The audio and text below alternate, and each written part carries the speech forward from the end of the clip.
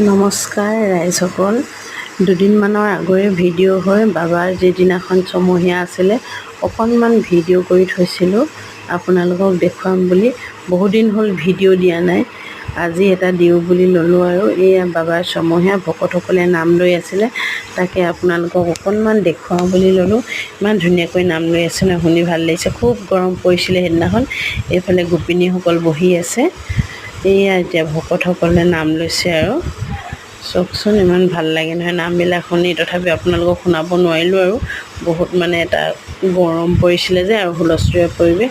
এইফালে গোপিনীসকলো ধুনীয়াকৈ বহি আছে ফেনৰ তলত, গৰমত মানে ৰভাৰ তলত বহি পোৱা নাই আৰু মাও বহি আছে। এয়া মই নিজকো অকণমান মাজতে দেখুৱাই দিলোঁ, ঘামি জামি অৱস্থাই নাই আৰু। এইফালে দেখিলে নহয় আপোনালোকে, এয়া কলপটুৱাবিলাক ধুনীয়াকৈ সজাই থৈ দিছে। এয়া দৈ মিলাই আছে আৰু তাকে দেখুৱাইছে। এতিয়া ঘৰৰ সকলোৱে সেৱা কৰিছে ভকতসকলৰ ওচৰত গৈ।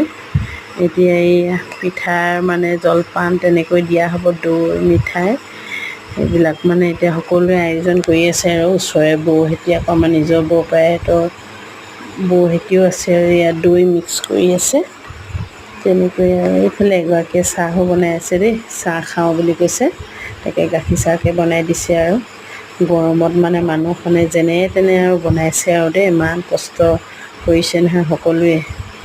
এইফালে দেখিছে নহয় দৈখিনি যে ইমান মিঠা আছিলে নহয়, খাবলৈ খুব ভাল লাগিছে। বাবা ঢুকুৱা আজি 6 মাহেই হৈ গ'ল আৰু তাকে কেনেকৈ যে দিনবোৰ গৈ থাকে খুব গমেই পোৱা নাযায় দেই, সময় সঁচাকৈয়ে কয় গতিশীল বুলি। তাকে এতিয়া বৌহেঁতি কিবা কিবি কৈ হাঁহি আছে। এয়া মোক চাওকচোন, ঘামি জামি অৱস্থাই নাই একেবাৰে গৰমত।